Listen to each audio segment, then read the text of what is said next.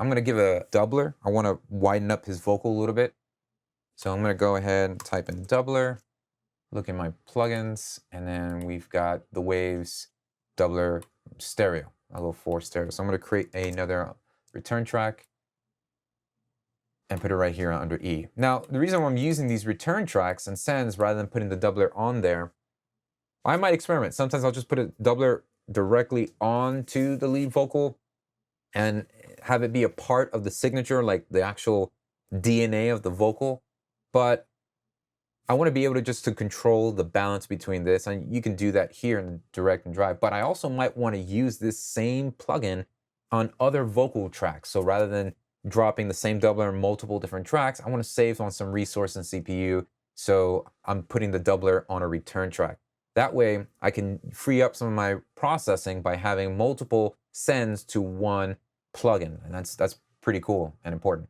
Notice that I'm taking the direct signal off on this doubler because I'm getting the direct signal here. So here we have the regular signal of the vocal, the dry. So let's listen to the vocal, and now I'm going to crank up send E, which is my doubler. Wake up so tired from the weight of these words. Now, one thing I want to do, I don't want that delay to just jump immediately out. So I'm going to do something cool here. That delay is on C. And what I'm going to do is place a compressor after the delay. Let's do that. Because what I want to do, the reason why I'm doing that is I want the lead vocal to sidechain. So to cause the delay to duck out of the way until it's done being heard, and then delay can come into the party. So again, the whole vocal putting on a suit thing, you know, the vocal's taking a shower and he doesn't want the delay to see him, so he's basically saying, just wait till I get out to be heard. I don't know if it makes sense for you, but it kind of does for me. So here's the compressor. I'm going to sidechain, click the sidechain option, choose sidechain, and now we need a source to determine what's causing this compressor to get out of the way.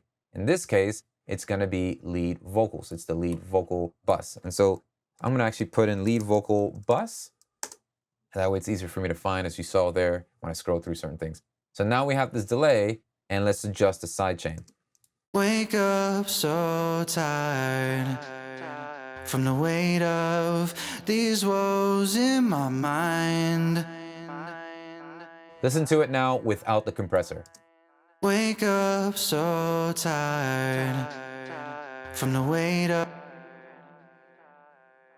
Wake up so tired. It's breathing now. From the weight. Yeah, it creeps in, and that's kind of what I want. I want to make sure it's not jumping in while the vocal is happening. So that's a pretty cool trick that you can do. You can do it with reverb, delays, your next door neighbor's chancleta, which is a sandal, whatever. Feeling alone in the dark, but we can make a light shine through.